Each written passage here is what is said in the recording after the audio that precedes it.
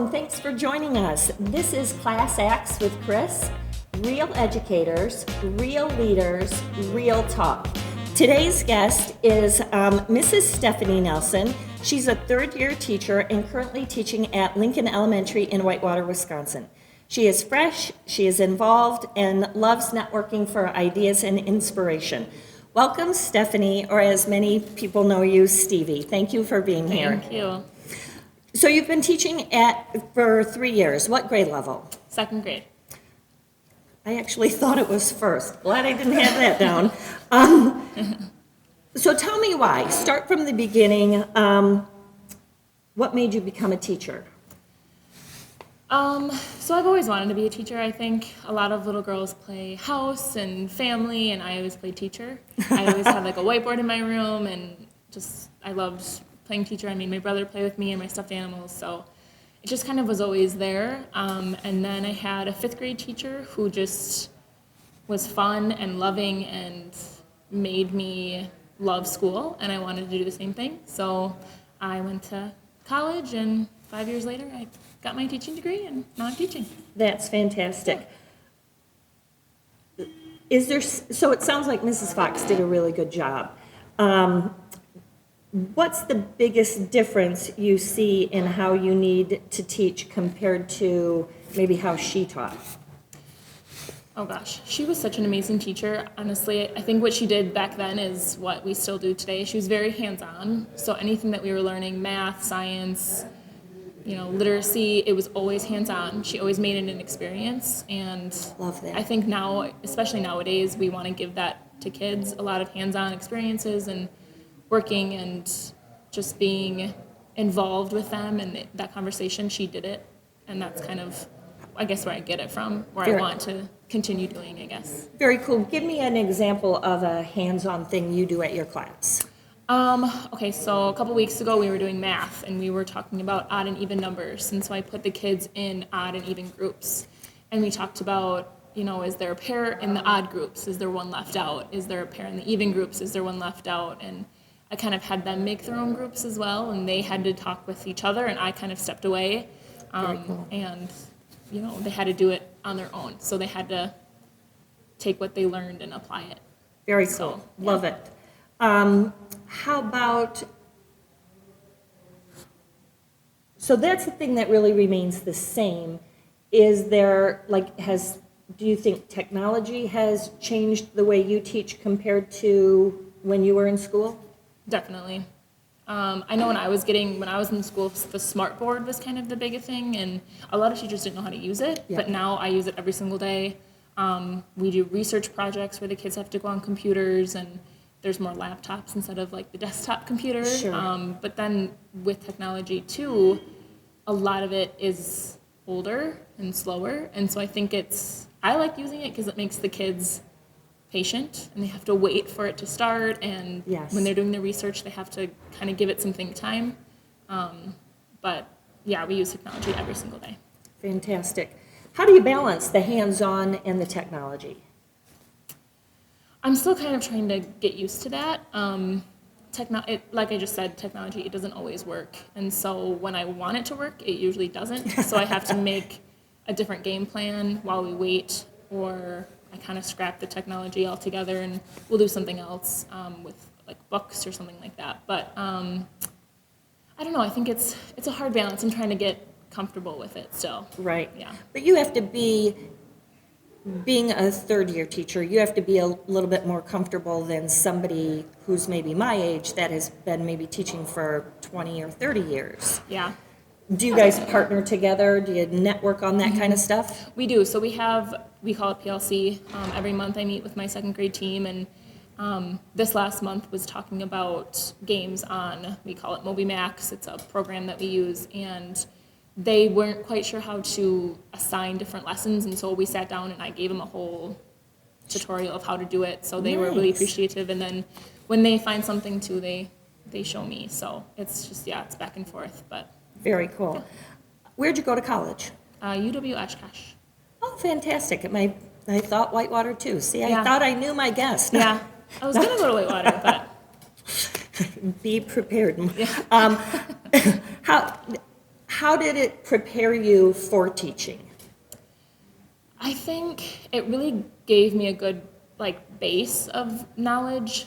The curriculum classes and behavior classes were really nice, but it wasn't until I got into my practicums and my student teaching where I was finally able to apply it. And some things didn't work, some things did.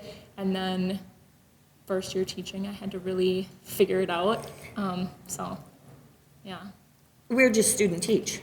In Oshkosh. In Oshkosh. Yep. What surprised you most about life in the classroom? The decisions that I have to make every day. Student teaching, it was kind of a gradual release of responsibility where I started and I observed, and then by the end I was doing most of it, but they still were making the big decisions. And so when I got into teaching first year, it was figuring everything out. Now I'm much more comfortable with it, but. What do you wish you knew now? What did you wish you knew now that you didn't know when you first started? I think I said that way backwards. Yeah, no, that everything will be okay. Perfect. No matter what happens, day to day, things mess up and they don't go right. And I often go home thinking, wow, what did I do today? I don't, but taking a step back, I know everything's going to work out. Very good. Yeah. What would you say your biggest challenge is? I think the biggest challenge would probably be the students' backgrounds.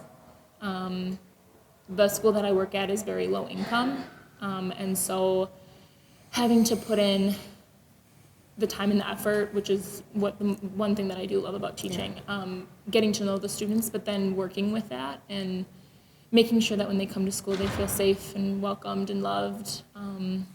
And some kids don't hear that every day, so you really got to put in the effort, which I love doing. But it makes it a little trickier. Absolutely. Which is fine. Yeah.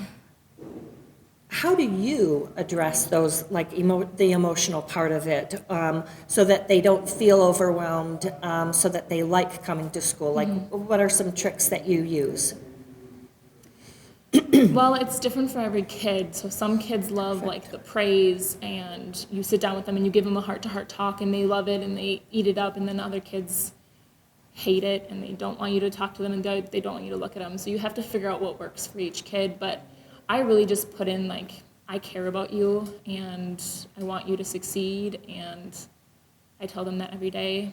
Makes me feel good. Yeah, and this year has been really big in our school. We are much more focused on the students' behaviors and their feelings, and it really puts it, we have to put in the groundwork for making them feel that way before we do anything teaching-wise. So I think my school has done a really amazing job at that. So I have a lot of really good mentors, but just making them feel welcome, Is there anything that you feel like would help you do that or make you successful in the classroom? Any tool or, I don't know, anything that you feel like you could use that would help you? I think more parent involvement would be really beneficial. And I have a lot of parents that do that now, but the kid knows we're on the same page. Yep. We're on the same level. We want you to succeed. We're here for you. I think if every kid had that, and if every community had that, I could just do so much more. Absolutely. Yeah. You're involved in something called the Student Lighthouse team. Yes. Tell me about that, and tell me what the group does and their activities. So our school is a Leader in Me school. I don't know if you've ever heard that. I have heard of it, but tell one of everybody the- else what it's about. So a Leader in Me school really focuses on the leader in the child. We go off of the 7 principles and really just try to instill in them that, it's their job. They are the ones that need to be doing this. They're the leader. Yeah. And so the Student Lighthouse team is composed of students K through 5th grade. And I work with three other teachers, and we meet every month. And we do a newsletter, we interview teachers. We do our deal day, which is drop everything and lead. So we do leadership projects all day. Fun. But it's And really you have mostly kinders the in kids. there? Yes. That's they just so kind of hang cute. out, and they move up every year. Yeah. They're in it, so they kind of gradually learn the different roles. But it's really fun. The kids love it. Yeah. And Yeah. How did you get involved with that? I mean, I was kind of just like thrown into it. Yeah. I think it was my first year I did it. I wasn't really in it Yeah. just because it was my first year and I had a lot of other things going on. But one of the teachers asked me if I wanted to do it, and I said yes. very good. So How many students do you teach at your school? I had 20 in my classroom. 20 in your I classroom. was thinking last year. Very good. Yeah. And do you see them all day long? In and out, yes. Yeah. They do go to specials, and some of them get pulled for speech and occupational therapy and special education aid and all of that. But yeah. Very good. Tell me something funny that happened in your class. There's so many things. I have a little kiddo who is an ELL learner, and he can speak really good English, but I'm trying to learn a little bit more Spanish because I have 9 kids in my class right now who Wow. can speak Spanish, and so and I took a bunch of Spanish, and I don't really know any of it. I know so I that. ask him every day, how do you say this, or how do you say that? And he just looks at me, and he's like, why do you want to know that stuff? I was like, because I want to know how to speak Spanish. Don't you think it's important? And he said, yeah, I guess. And just kind of like looks at me, and he'll tell me. So he's a little like nervous that I know it. I don't. But every day I ask him something new. That's and very cute. He has to think. Very good. Good. That certainly almost answers this next question, but tell me another story where you really felt you made a difference in a kid's life. Probably should say student. Yeah.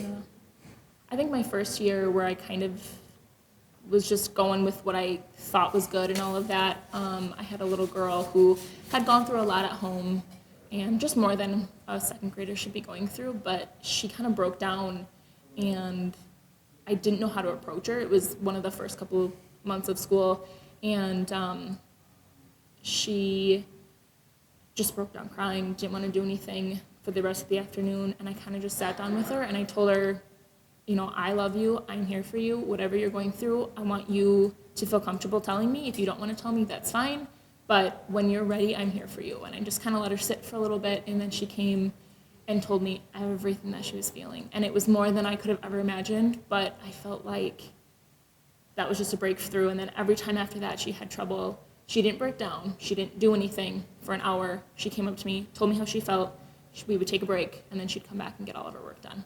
Wow. So it Wow. took like the whole afternoon down to, a couple hours, down to 1 hour, down to Sure. I need 5 minutes. That is so And I didn't know what I was amazing. doing. I just kind of went with how I felt and how I knew she felt. And I know I got a Yeah. little chill though, I because still think about that, yeah.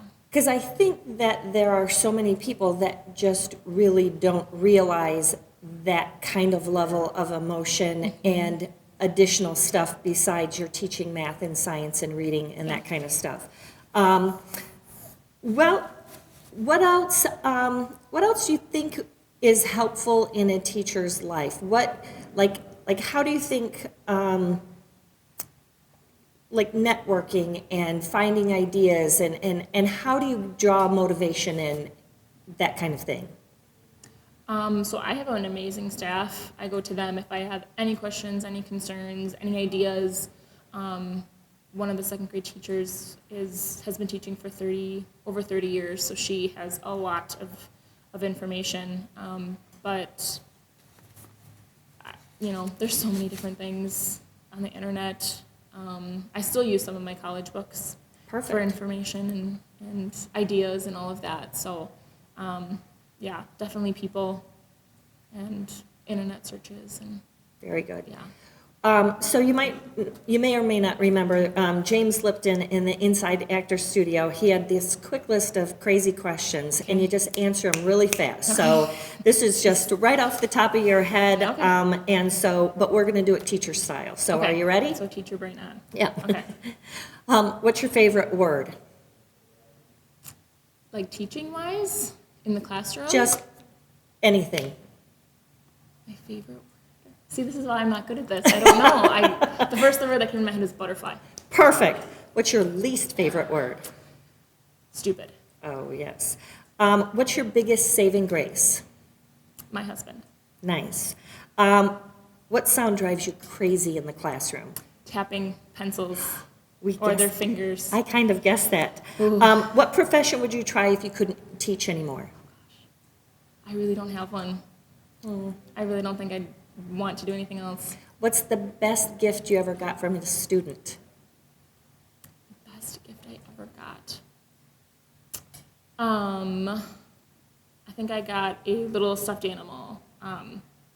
It was an elephant. I love elephants, and they all know that. So I got a little stuffed animal, and I had a little note, a little personal note on there. Aw. It was very sweet. One thing you think administrators need to consider in the classroom?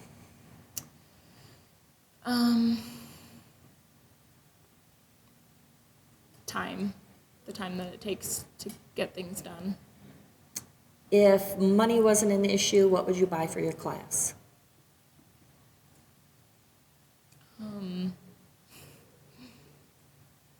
Probably a brand new set of computers, of laptops. Perfect. Better, speedy, fast. And favorite thing about teaching? The relationships with the students.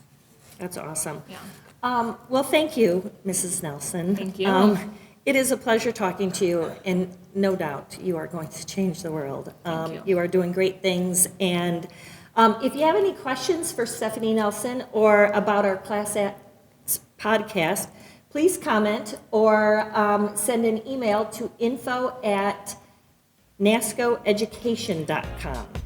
Thank you, and you are a real Thank Class you so Act, much for Stevie. having me. Thank you. Thank you.